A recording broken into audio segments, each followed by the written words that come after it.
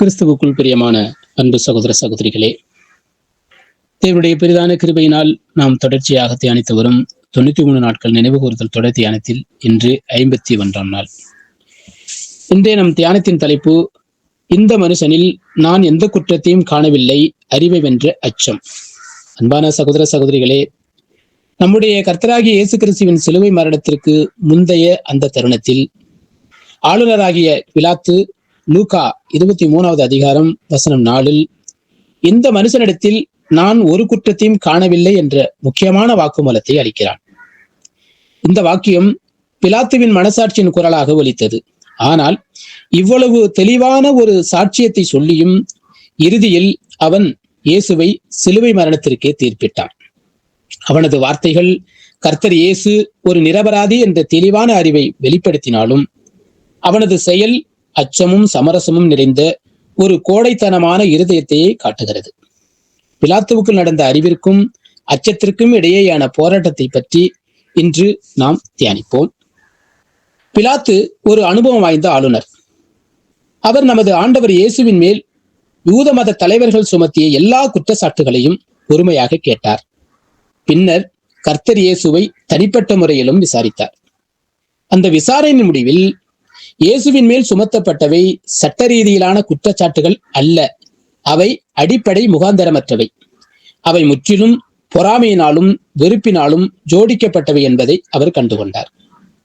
பிலாத்து கர்த்தர் இயேசுவை பற்றி சொன்ன இந்த மனுஷரிடத்தில் நான் ஒரு குற்றத்தையும் காணவில்லை என்ற வார்த்தைகளே தீர்ப்பாக அறிவிக்கப்பட்டிருக்க வேண்டும். அவரது புத்தியும் மனசாட்சியுமே கிறிஸ்துவின் பக்கம் நியாயம் இருந்ததை உறுதிப்படுத்தின. அறிவுபூர்வமாக அவர் அந்த நீதிமானோடு நின்றார்.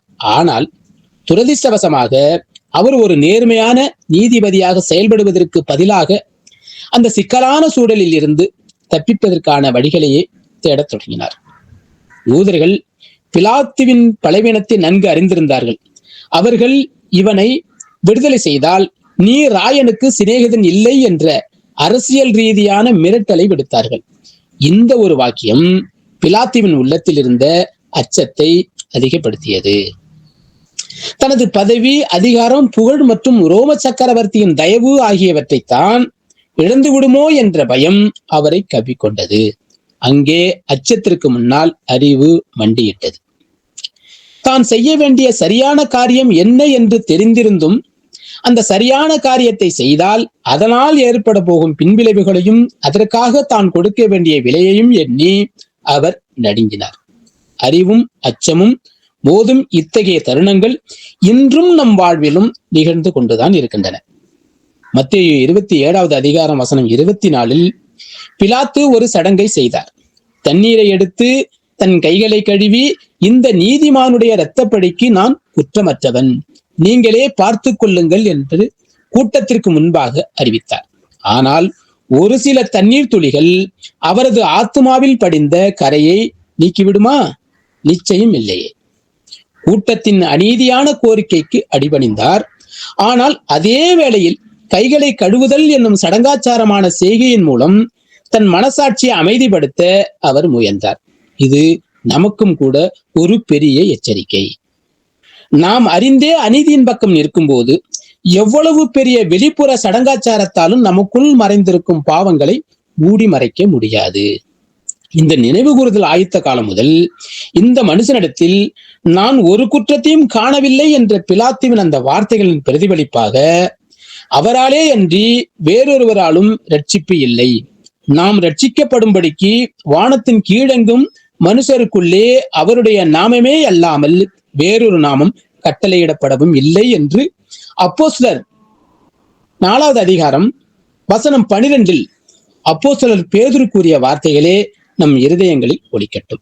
ஆனால் நமக்கு முன்பாக உள்ள சோதனை என்னவென்றால், நம்முடைய தினசரி வாழ்க்கையில் நாம் பெற்ற ஆவிக்குரிய அறிவை உலக பிரகாரமான பயம் மேற்கொள்ள அனுமதிக்கிறோமா என்பதை நாம் சிந்திப்போம்.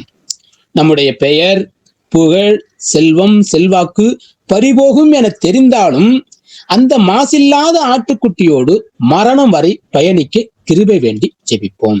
அப்போதுதான் நம்முடைய ஆவிக்குரிய அறிவு எடுக்கும் முடிவுகளுக்கு கட்டுப்பட்டு அதற்கு கீழ்ப்படிந்து நாம் நடப்போம். அச்சம் ஒருபோதும் நம் மனசாட்சியை மேற்கொள்ளாது. ஆகவே ஆட்டுக்குட்டியானவரின் அடிச்சுவடுகளை பின்பற்றி நடப்போம். நாம் கேட்ட இந்த சத்தியத்தை நம்முடைய இருதய பலகையில் எழுதி கொள்வோமாக. தேவ கிருபையும் இரக்கமும் தொடர்ந்து ஒவ்வொரு நாளும் நம்மை வழிநடத்துவதாக. அன்பு சகோதர சகோதரிகளே, நமது 93 நாட்கள் தொடர் தியானத்தில் நாளைய நமது தியானத்தின் தலைப்பு சத்தியம் என்றால் என்ன, நவீன பிலாத்துக்கள். இதற்கான ஆழமான சத்திய விளக்கத்தோடு நாளை நாம் சந்திப்போம். கிறிஸ்துவுக்குள் பிரியமான சகோதர சகோதரிகளே, இதுபோன்ற அநேகம் ஆழமான சத்தியங்களை முழுமையாக பார்க்க நமது சத்திய கருவூலம் யூடியூப் சேனலை சப்ஸ்கிரைப் செய்து பயன்பெறுங்கள்.